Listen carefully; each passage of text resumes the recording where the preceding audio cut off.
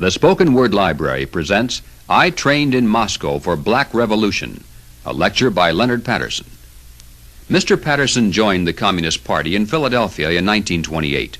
He rose rapidly through the ranks, went to Moscow for advanced training along with such well-known party officials as Steve Nelson, Benjamin Gitlow, and Claude Lightfoot. In fact, while in Russia, he was the roommate of Gus Hall, later to become head of the Communist Party, USA. Leonard Patterson was no small-time operator within the movement. He was a member of the National Committee and National Bureau of the Young Communist League, a member of the Central Committee of the Negro Commission, and chairman of the International Negro Commission of the Communist Internationale. He organized and led picket lines, strikes, goon squads, and riots, all in accordance with orders from party headquarters. He was an active and effective communist propagandist, not only in the United States, but also in Russia and Germany as well. Mr. Patterson left the Communist Party when he finally realized it wasn't honestly interested in helping Negroes, that it was just using him and his people as cannon fodder to create hatred and violence, and that the goal of the communist movement was the enslavement of all peoples. I am Leonard Patterson. When I was a young man, only 23 years old, I joined the Communist Party. I was a member of the National Executive Committee of the American Young Communist League. In 1930, I was the official communist candidate for election to New York State Assembly.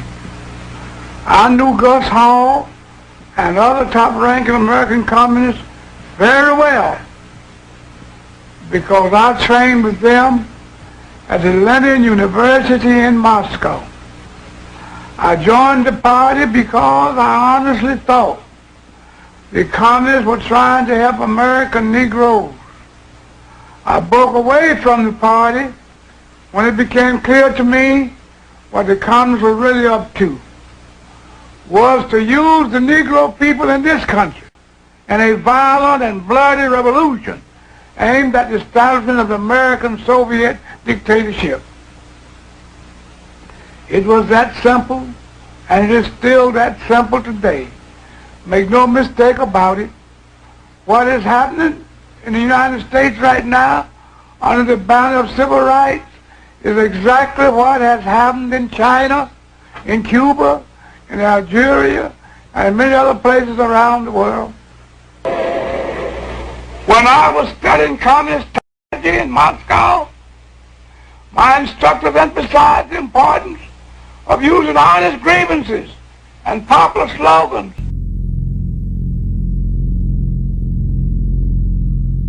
And a smokescreen to cover up the true nature of the revolution. We were taught how to use propaganda and arouse the emotion of the masses. We learned how to set one group against the other and to make them hate each other. We learned the necessity of having martyrs, and we were even told how to create our own martyrs if they did not automatically result from the atmosphere of hatred. We were taught the importance of getting large masses of people into the street for marches and demonstrations, and finally we were instructed in ways to take off riots and make them spread and to keep them going. When I returned to the United States, I was immediately given practical training.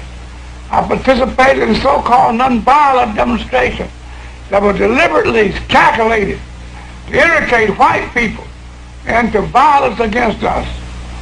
I personally was in charge of organizing a march on Washington to dramatize the Scottsboro Boys case. In New York, about 1935, a Negro boy was reported killed by the owner of a store while in the act of stealing some merchandise. Communist Party headquarters decided to make a march out of the boy. So we went right to work, putting out handbills and holding open air meetings. In less than a half hour after we started, there was a race riot on 125th Street, complete with smashing windows of white storekeepers, looting, and all the rest. I'm not speaking of things I read about. These are things I personally participated in. Yes. We were taught how to use propaganda, how to arouse the emotion of the masses, We learned how to set one group against the other and to make them hate each other. We learned the effect of having martyrs, and we're even told how to create our own martyrs if they didn't automatically result from the atmosphere of hate.